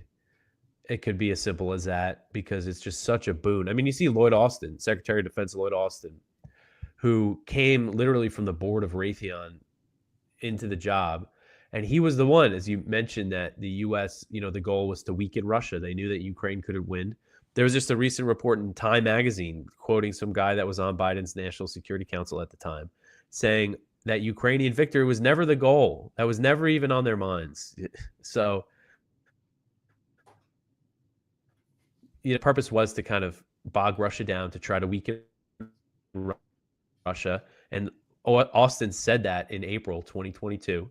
And again, this is a guy who came right off the board of Raytheon. And then after that, Congress, and all of a sudden, all these weapons made by Raytheon were in hot demand. Weapons that they were basically obsolete, like the Stinger anti-aircraft missiles. I mean, they stopped producing them years ago, and then now all of a sudden they got to get the factories going again. So that's definitely a motive, the world domination. And also, I mean, I guess this is kind of tied to this attitude of world domination, is just I think a lot of them really did want to weaken Russia and to kill Russians, but Russia hasn't been weakened. And then, because you see this from kind of the smarter, people within the U.S. government who are more like hawkish on China. Some of them recognize how obviously all these sanctions on Russia, trying to destroy Russia while at the same time building up around China and going after their economy, was obviously going to lead to China and Russia increasing trade and everything. So, by doing what they did, they created a real serious force against the U.S. in the world, and that is allied China and Russia, with a few other countries that the U.S. also keeps under sanctions, like Iran and North Korea now, and everything. So you just see how I kind of chalk it up to hubris with some of these people like Victoria Nuland and kind of the neocons, that they thought they could really hurt and weaken and destroy Russia here, but it's just backfired for their plans of world domination.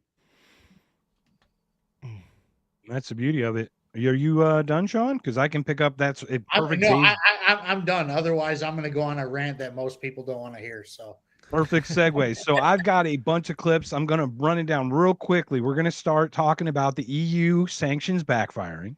We're going to talk about BRICS and how that is. We're going to talk about Nord Stream. We're going to talk about a journalist. I don't want to spoil that because that's very important.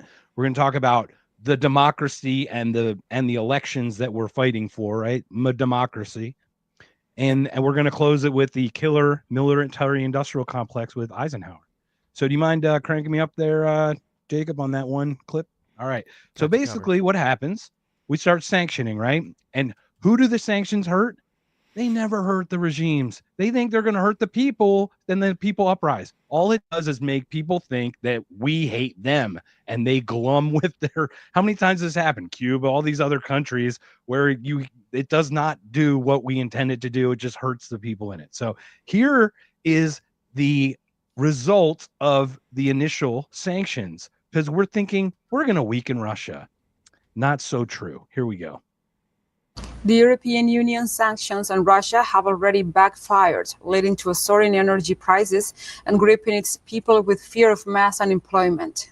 In a recent interview with China's Central Television, Thomas Gula, president of the Hungarian Workers' Party, said the expansion of Western hegemonism is behind the conflict between Russia and Ukraine.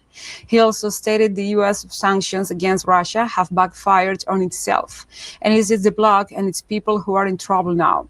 The regional bloc rushed to impose sanction packages against Russia since the conflict in Ukraine started in late February. The sanctions included individual banks, economic and diplomatic restrictions, and import and export bans on energy products.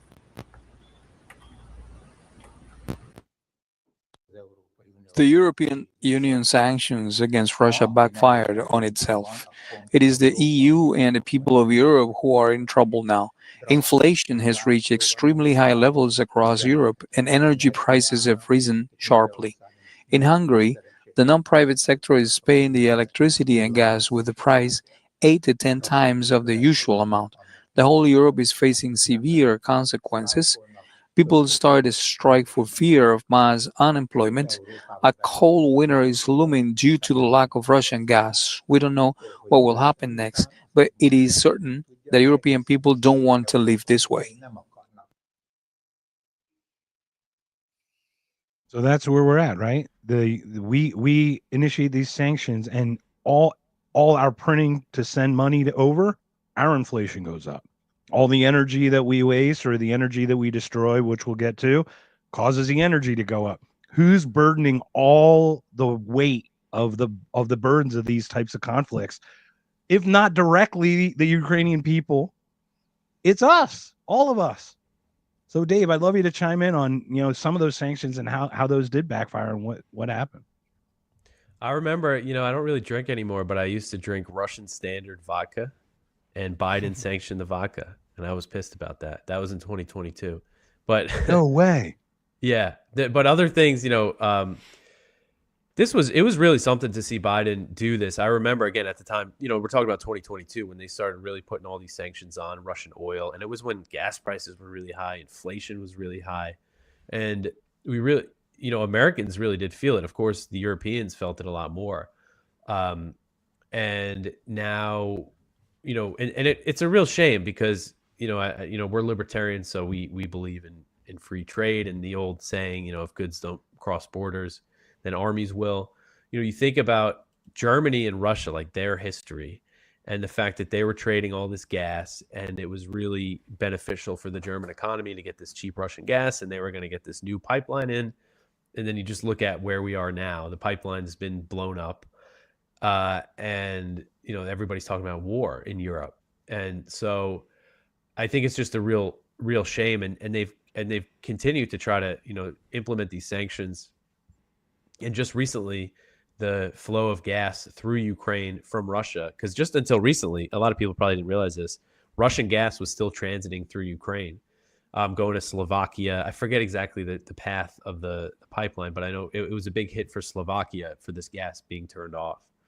Because some of those Central European countries that are landlocked, they got exemptions for the oil sanctions because they have their infrastructure is like pipelines. It's not like they can get different ships coming into their ports, but it's had this big impact, and we've really just, for there to be real peace in Ukraine and peace between Russia and the West, there needs to be like a serious rebuilding of trust, and just all these things that have been, all these sanctions need to be rewinded. So there's just so many, obstacles to like a real deal, a real easing of tensions. All these little sanctions, and they might not seem like much, but they've seized Russian money to give Ukraine now. I mean, they've just stolen money from Russia to give Ukraine, and all these things.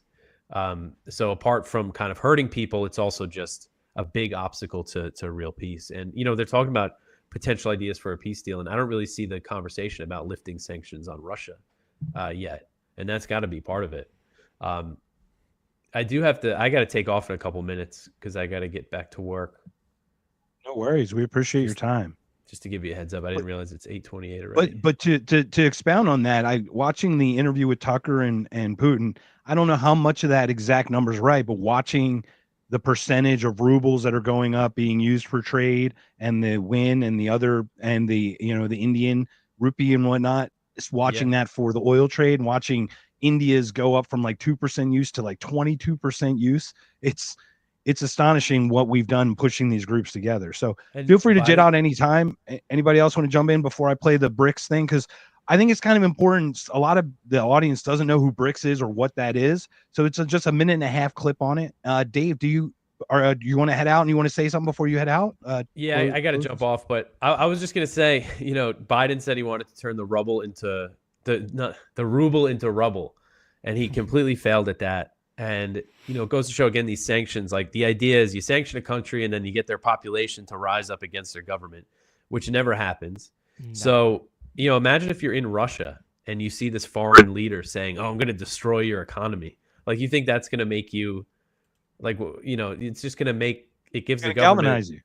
Yeah, exactly. Yeah, it's just that's it's just part such of the economic warfare that they basically did back in the 90s, right? With the sort of phony help that the Clinton administration gave, trying to help guide Russia post-Soviet Union to be more capitalistic.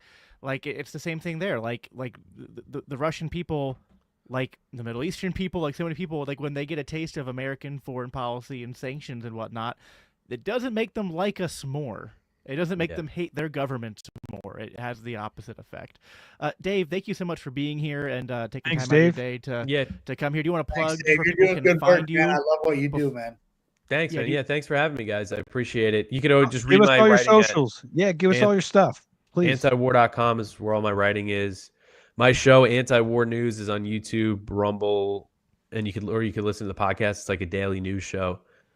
Of all the stories I write every day. And then my only social media is really Twitter. At DeCamp Dave is my handle there. I'll reach out to you, sir, because I want to hear your turtle stories. So we'll have to do it. Yeah, I'm a big fan of turtles. That's right. That's what I heard. Right. Yeah. So. Awesome. Thanks, Dave. We'll let you go. Thank you so much. Thank you for stopping by. All we're going to keep going, then finish up here. So, all right. Stick around. I got some cool videos, guys. I really do. I promise. Yep. Mark, go ahead and we got one more video here. All right. Here we go. We got a couple more to go through, but they're all like minute and a half, so they're all worth it. But this one's highly informational about what BRICS is exactly. So, what is BRICS? The BRIC acronym was coined by a Goldman Sachs economist in 2001 to describe Brazil, Russia, India, and China as the economies predicted to dominate the world by 2050. The bloc's first summit was held in 2009 to provide greater representation of non-Western countries in international financial institutions and support India and Brazil in their call for a greater role at the UN. 2 years later, South Africa joined the club, and it became BRICS. In 2023, for the first time in more than 10 years, BRICS admitted new members: Egypt, Ethiopia, Iran, Saudi Arabia, and the UAE. Argentina was also accepted, but the country's far-right leader, Javier Milei, refused to join. The bloc is now sometimes called BRICS Plus. More than 30 states have since expressed interest in joining the coalition, including Cameroon, Pakistan, Sri Lanka, Thailand, and Venezuela. This year, Russia invited 15 non-members, including Turkey, to take part in the summit. The club now accounts for more than 45% of the world's population and 32% of the global GDP, compared to the G7, which accounts for 30%. Among their goals, create a more inclusive multilateral order for the global south, use more local currencies rather than the US dollar for global trade, develop a BRICS bank to replace the IMF and the World Bank, institutions they see as continuing Western neoliberal and colonial ambitions by imposing strict development conditions on loans. And then the Fed. Now, all right, so here we are. 45. So we are here splitting up Russia, right? We are like, let's split up China and Russia. And here we are pushing BRICS together now they are 45% of the world's population, 32% of the economy, guys. That's more than what the West is. So just your thoughts. I'm here for it, and I'm here for all of it. And I am not against the BRICS system whatsoever. As a matter of fact, I want to see more countries leave the SWIFT system, the global monetary system. I want the American dollar to go to hell, because the only way it's going to force our government back into a gold standard is if they leave our dollar. So please keep joining BRICS. Please, I want to see our dollar burn. I really do. And I know that sounds very, very bad. But as an economist, somebody who's very much well in the know on this stuff, the BRIC system is on point. And the scary part about the BRIC system is that's going to be backed by gold. BRICS will be backed by gold. And that is going to set a whirlwind of insanity within our monetary system that needs to happen. And people be like, well, you're a collapsitarian. I am a collapsitarian, big time. And I'm going to tell you why. Because if it doesn't happen right now, while people like me, you, and everybody listening is around, we can navigate through something like this. The next generation can't. So it needs to happen now while we are here and still working and able to navigate through this. But look, guys like me and Mark, we're getting older. You know what I'm saying? Like, it's only a matter of time. So yeah, is that a little radical? Absolutely. But is it an absolute must? Do you want your children to go through a major financial disaster? Or do you want to deal with it right now? Is the $1 million question. Because your children are not going to be able to deal with it because they're not wired to deal with it like we are. So yeah, I mean that's such a good point. I mean, I don't want to get into the whole collapsitarian debate here, but in terms of, do I want the worst of it to happen now or when my kids are older? Like, yeah, I'd rather it happen now so that I can shield them from the worst of it. And we do have a network of people who can support one another and, you know, help navigate whatever crisis comes up. So it only gets worse the longer we wait. Yeah, and that's, I think. I mean, one of the biggest problems, the bump under the rug that you sweep under can only get so much bigger. One of the biggest problems we have as libertarians trying to advance our ideas is that, and one of the biggest problems also with, like, even if Trump had all the best impulses and ideas, which he doesn't, but even if he did, getting in there and then having to be the one that pulls the plug on the machine that, like, says, like, nope, we're done with the Fed, we're done with QE, we're done with the money printing and all that. Like, there's going to be some major, like, the correction that's going to follow is going to hurt, just like a heroin addict getting off of heroin, right? And he's making a mistake already just because he wants to still give away free money while this happens. Like, there's like a double whammy that would be so detrimental. You can't have both. You got to either suffer or prosper. But like, people get into their heads where they're like, well, like, so every crash and economic hardship we've had, we've been able to somewhat reset the bubble. And, like, I think that people just are not comfortable. Like, they just cannot admit, oh, like, we can always just just pump enough money and it gets things back on track. They can't even think about the possibility that one day that's not going to work. Meanwhile, the bubbles have been shorter and shorter and shorter between them and harder in duration, right? Like, it's inevitable. The inevitable is coming, and it's most likely going to happen under Donald Trump, and they're going to blame it on him. They are going to blame it on him. It's going to be all his fault. Did he have a hand in it? Yes, he did, of course. Certainly did. Government is a team sport. All of this has been a team sport. They all spent, infinite amount of money or had it printed or whatever it may be. But the fact of the matter is that the BRIC system might be I don't want to say might be, the BRIC system could be the greatest thing to ever happen to the United States monetary system. It really could be, because it's going to light a fire under some butts to do something to try to combat this. I'm not against BRICS at all. As a matter of fact, I would like to invest in it because I think it's going to be a big deal. Well, yeah, if we have enough to do with it, right? I mean, let's be honest, the petrodollar has kept the United States #1.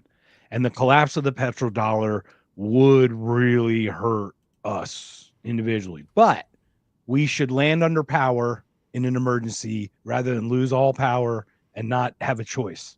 You know what I mean? So let's do it and bear the brunt of it, you know? And just on BRICS once, before I know you have another clip there pulled up. Yeah, absolutely. No, go ahead. But this quote just came to my mind while we're talking about how the U.S. is trying to use sanctions and economic warfare and the military to hurt Russia, and instead it creates a counter effect and BRICS grows.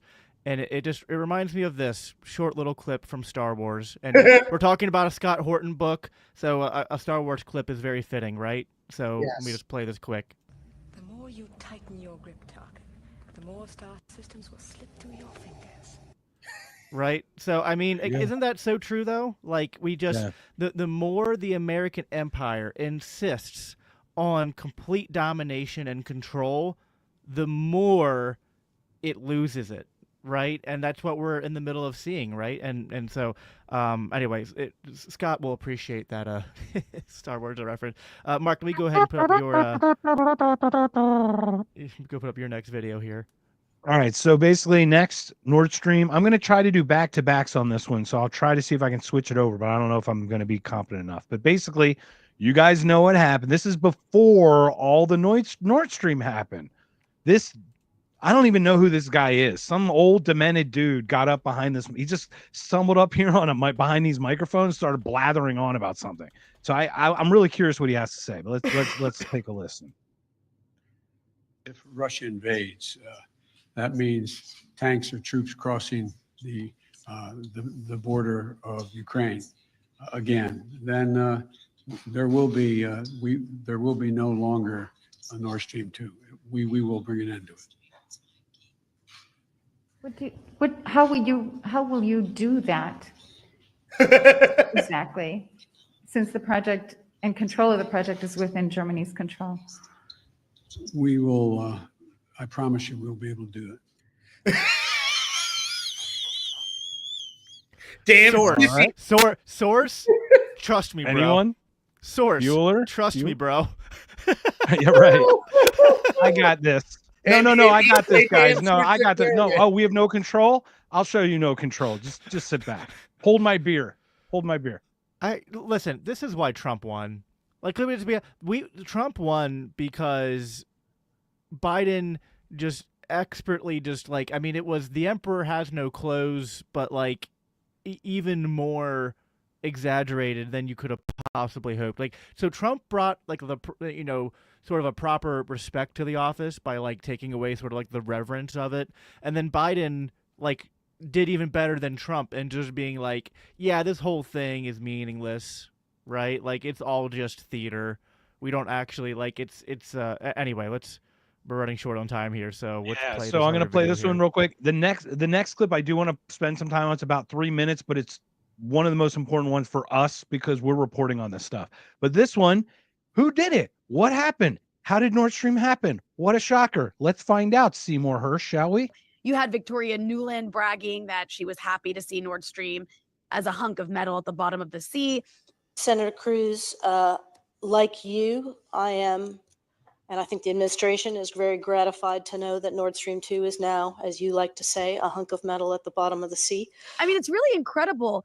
Like, why do you think they're both denying it and then gloating about it? Am I maybe reading too much into that as some sort of smart strategy? Or what are your thoughts? They're dumb. They're dumb. It's that simple. Okay. Their ideology, they may have reasonable IQs, but their ideology has made them dumb. Okay. They're just dumb. It's just dumb to do what they did. It's dumb to make fun of the Chinese. It's dumb to go and cancel a summit meeting with the Secretary of State of America cancels a summit meeting because of a balloon. That's what he did, because of a balloon. Yeah. Yeah. So that is Cy Hersh reporting on Nord Stream and watching Victoria Nuland. Watching the evil make her look uglier and uglier every day. Just watch her picture, like when she started her stint. And I know age is the thing, but the evil really ages a person. All they said was Putin did it.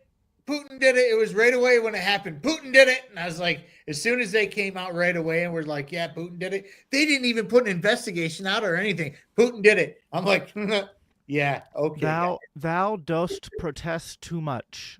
Methinks thou dost to protest too much. Exactly. It's provoked. Right? It's provoked. He did it. He started it. Yeah, when all he had to do, oh wait, I have a switch. I could just turn the switch off. No. Let me drop a mine down there and blow the whole thing to smithereens, because that's a real temporary solution. So, all right. So we hear about how many people have heard about this Navalny guy, this Russian amazing dude who stood up to Putin, was poisoned, blah, blah, blah. And then he died in a prison. And they're like, it was Putin. And I looked at the date. It was February 16th. It's coming up here, February 16th of 2022. But wait, we talked about Putin. What about Zelensky holding an American person in prison? There's a guy.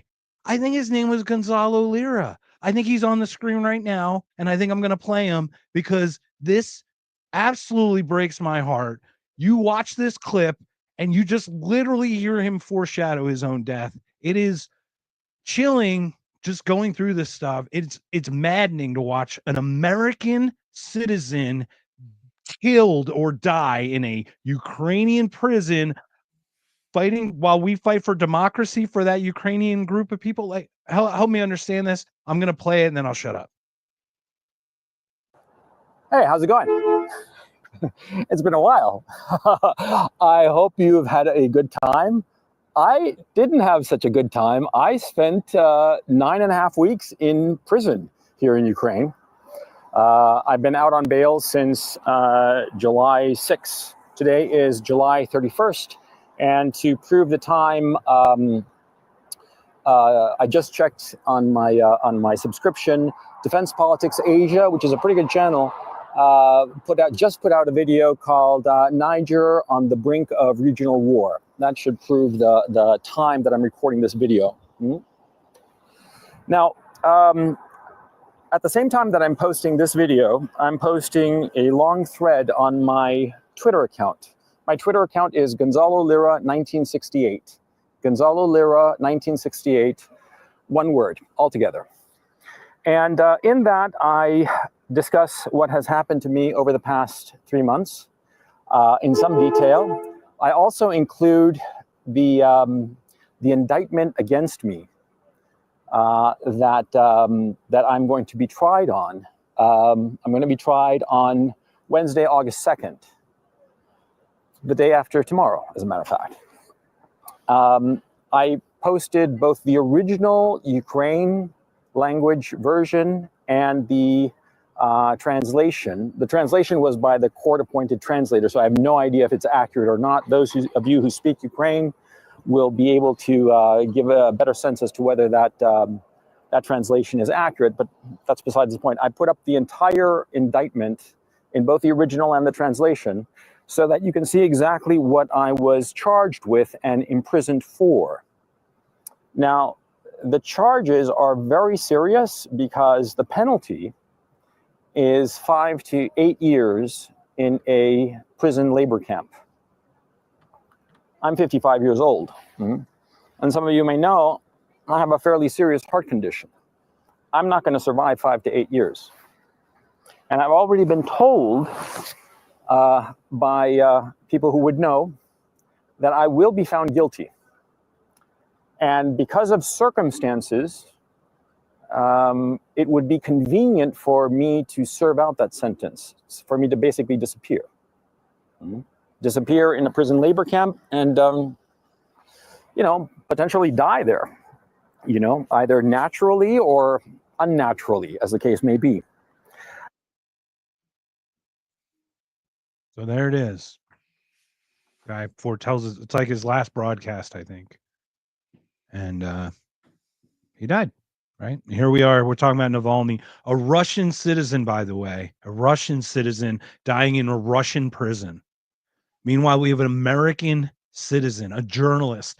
We talk free speech. I don't agree with all the journalists. I think some journalists, I think a lot of journalists, I think all sides have some bias going in, but we must allow it and to watch this just eradicated by, we're funding that guy who killed journalism. Once again, another attack on speech by the same administration over and over. So I got a couple more clips. I don't want to waste any more of your time, guys, if you guys have to go, but I got to go. Unfortunately, we're yep, running no worries. we're running So at the 2 hour mark. basically, it was about the democracy, Zelensky canceling elections. He should have been out. I think it's March 20th this year. Cancels elections. We had elections during Civil War and World War II. So okay, whatever. And then finally, it was about just the military-industrial complex. Eisenhower warned us of it in his farewell presidential speech. So thank you. He did. He did. Great job, gentlemen. We covered a lot of content here, and we did 2 weeks of content here. Special, basically 2 hour episode here with Dave joining us for about an hour of it. I'm excited. We're close to the end. We got one more week, and then we'll probably do a finale. I'm going to reach out to Scott, see if he'll join us for that finale, which should be a lot of fun.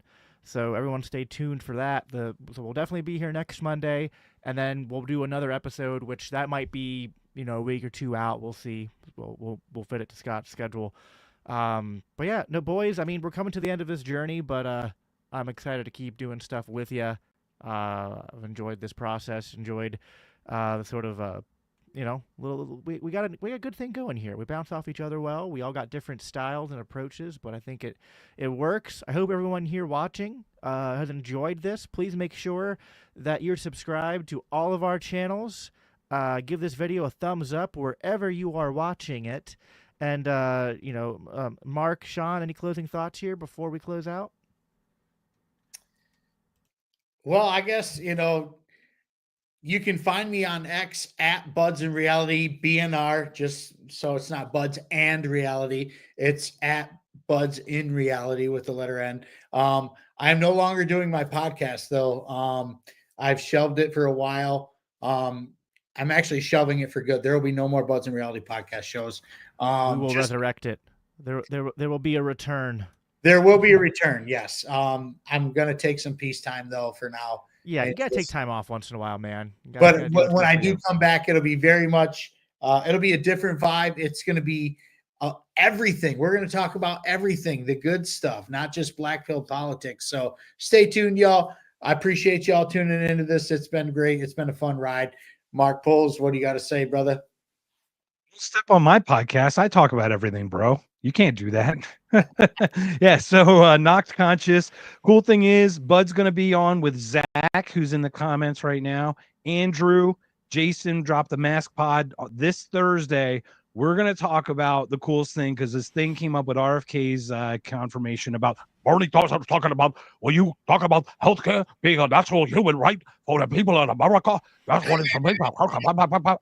So that's Bernie, and he was trying to sell healthcare as a natural human right. So we're going to go deep into Spooner. We're going to go deep into Hoppe. We're going to go deep into everything about what is a natural right, positive right versus negative right. I wish I wasn't also streaming Thursday night, but actually I'm going to be on someone else's show Thursday night and then streaming on mine after that. But man, that sounds like a lot of fun. I'll have to go watch that. I love me some Spooner. Man, there's some great like Spooner and what's his name? I forget his first name, Tucker, here in America. But they were two like the two like precursors to like Rothbard, and anarcho-capitalism, and so yeah, a lot of good stuff there. All right, everybody, if you enjoyed this, make sure again you're subscribed. You can find out more about me at Biblical Anarchy on X, or go to biblicalanarchypodcast.com. And I am this podcast is part of the Libertarian Christian Institute, and you can check out more about them at libertarianchristians.com. But that's all we have for you guys for tonight. Again, we'll be back here next Monday, and I'll also be back here Thursday as well. I don't remember the exact time, but I'll have that published somewhere on my social media before it comes out. And yeah, we'll talk to you all again real soon. Take care. Bye-bye. Peace.